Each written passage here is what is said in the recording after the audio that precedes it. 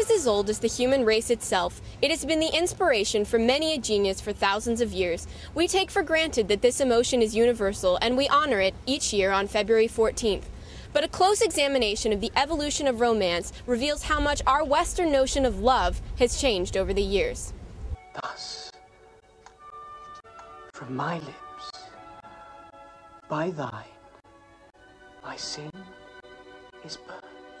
The idea of a romantic courtly love began in the 11th century and introduced for the first time the concept of love as mutual respect and admiration between individuals. This glorification of the humanistic capacity of the individual coincided with the rise of the Renaissance.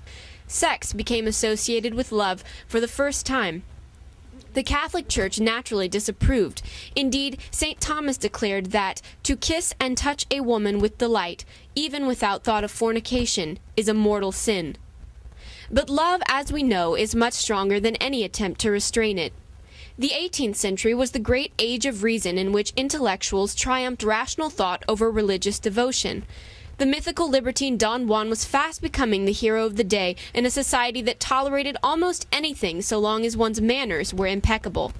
Still, love was anything but rational. In a letter written to his soon-to-be wife Josephine, Napoleon Bonaparte concluded with, "Until then, mio dolce amor, 1,000 kisses, but give me none in return, for they set my blood on fire." Love in the 19th century evolved from a pastime into a goal. By now, it had become a strong institution of the new bourgeois middle class. The Victorian era emphasized the importance of female modesty, yet this must be examined in light of the rise of pornography and prostitution in Europe during this time. There were an estimated 50,000 prostitutes in London at mid-century, and Manet's painting of the prostitute Olympia horrified Paris little more than a decade later. The 20th century, in the broadest sense, dramatically altered the face of love. Sigmund Freud revolutionized the field of psychoanalysis with his bold theories on sexual desire. World War I brought women out of the home and into the workforce, lifted the hemline and bobbed the hair.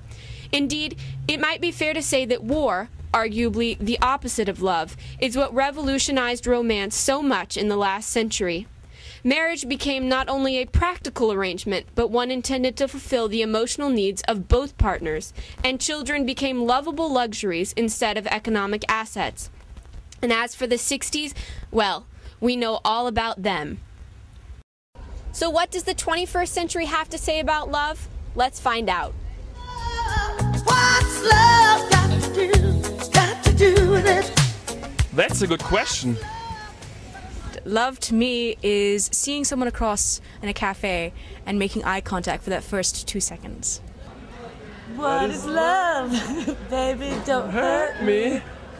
Don't hurt me no more. Love is similar to the feeling you get when you're sitting at home on a rainy day, staring out the window, bundled up with your blankets, cozy, and you have this nice cup of hot chocolate and you can feel the warmth going down. That's what love's about. And I think that love is different for different people, but for me, it's about commitment and a lot of good sex. I'm just kidding.